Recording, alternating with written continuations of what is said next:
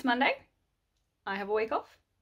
So we're doing a reading vlog. I am in Australia, and in Australia COVID's kind of running rampant again.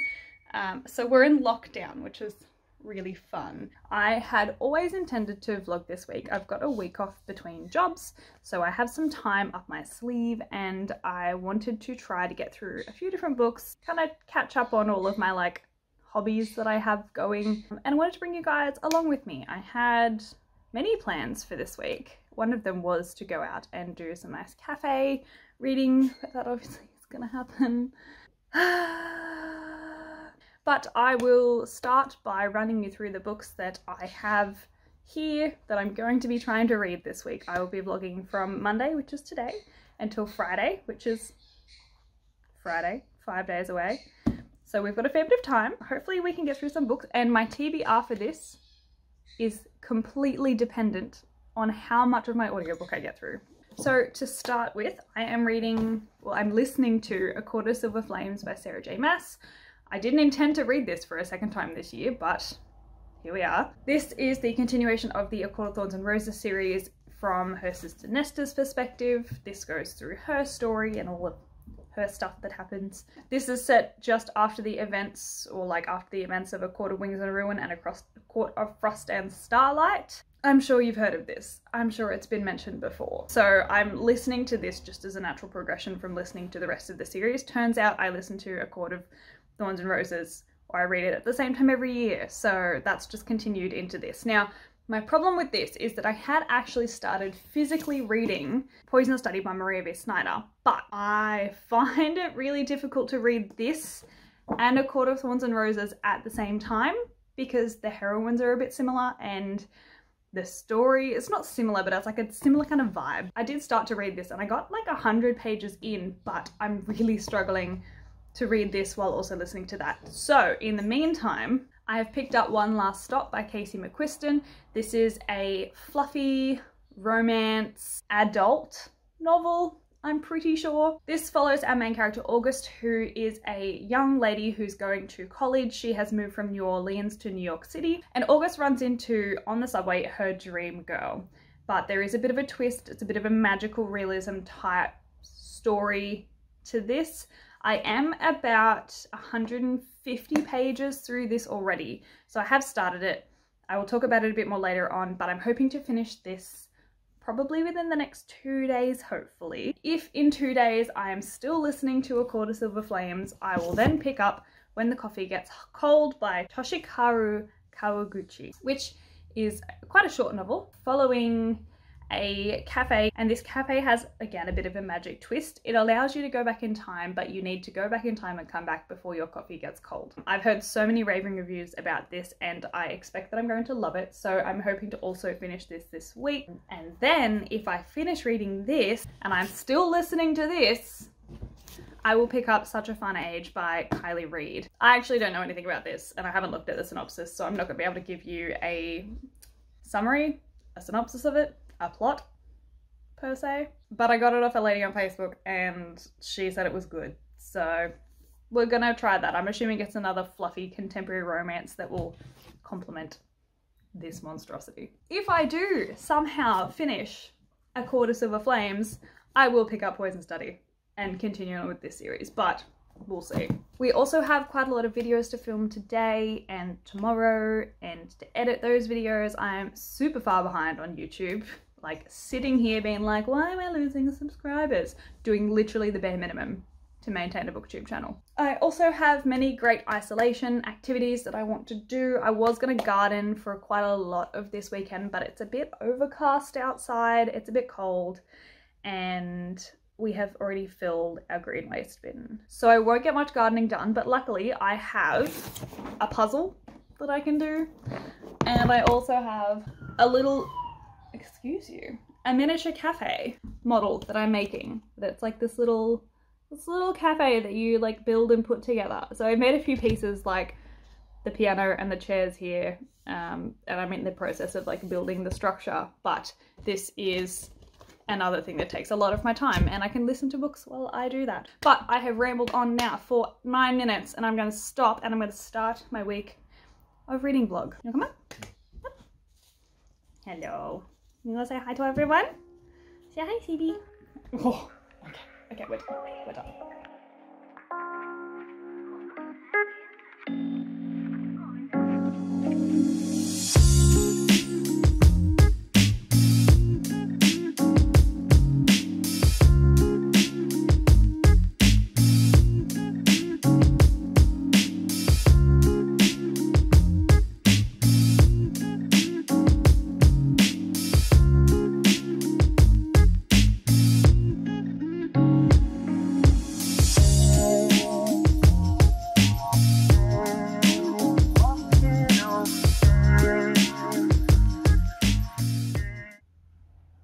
Check-in time.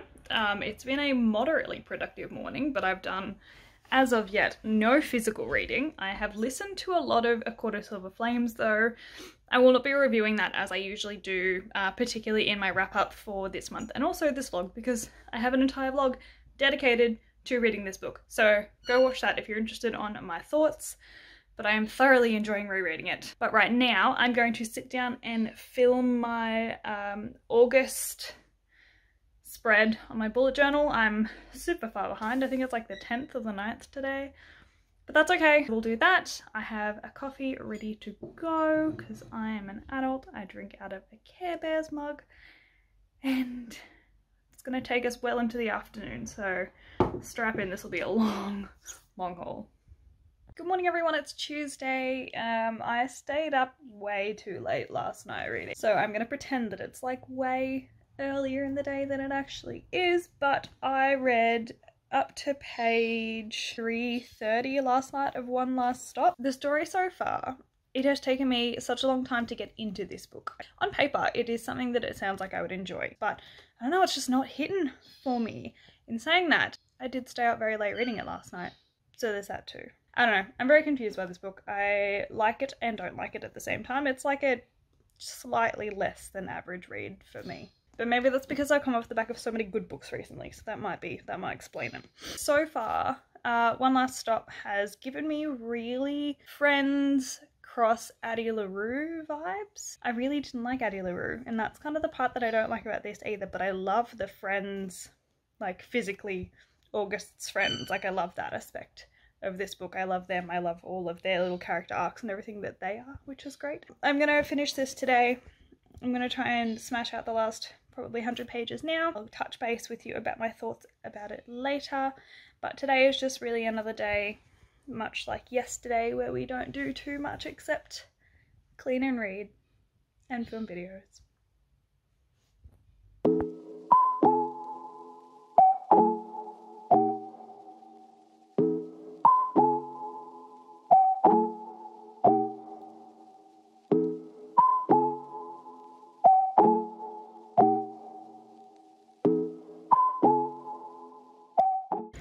It's been a low serotonin week, which is fine, but just means I need to do some things that I know will bring up the serotonin. And for me personally, because I'm a type A personality, I like to achieve things and do things and have control over things and do them well. So that means things like throwing the ball for the dog. Ew, that's so gross. I didn't throw the ball. Doing the washing, cleaning, things that feel productive are generally good for me, which luckily I can listen to audiobooks while I do, but it just makes it, I don't know, a bit harder to do those things too because I have no motivation to do them. Yeah, you've brought me some grass. You're so kind.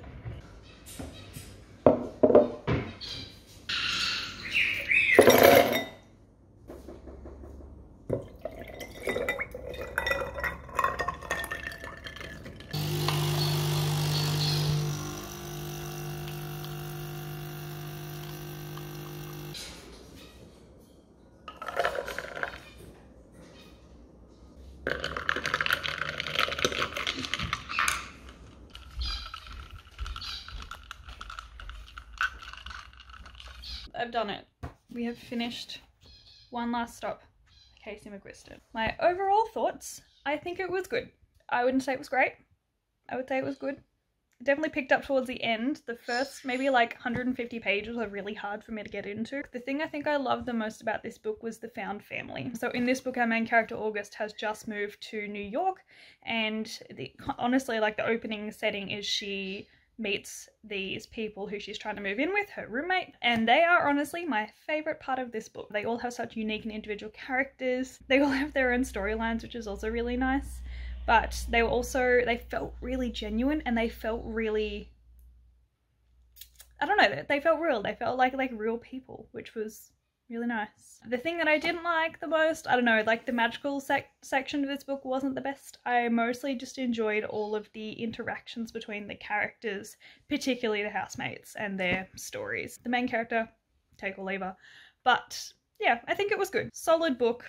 I'm probably going to give it maybe like a 3 out of 5 stars. Maybe like 3.5. We'll go 3.5. So, finish one last stop. I'm still listening to A Quarter Silver Flames, which means next we are picking up When the Coffee Gets Cold by Toshikazu Kawaguchi. So this is the next one. I will take a small break in between just to get some more housework done. I've got more washing to hang out. I'm gonna make some lunch. I'm going to maybe try and do something that isn't reading for a bit, because I find I need to kind of just like chill and zen between books. Oh, I also have to film a video today. Maybe I'll do that now. We'll see. I'm sure you'll see. You'll see in like 2 seconds. I've got to decide within like 10 minutes. So let's go. Alright, we've just filmed a video. I'm going to upload all the footage, do some bullet journaling, make some lunch because I still haven't done that yet, and I will touch base with you guys later. It is 1 o'clock. I need to finish my washing. You can hear the cows outside. They sound like they're dying. But yes, washing, lunch, editing before the coffee gets cold. And there they are. Noisemakers. Good little baby cow. Very cute. If this isn't the most delicious looking muffin you've ever seen, I don't know what is. It's just egg, cheese, and barbecue sauce. Chef's kiss.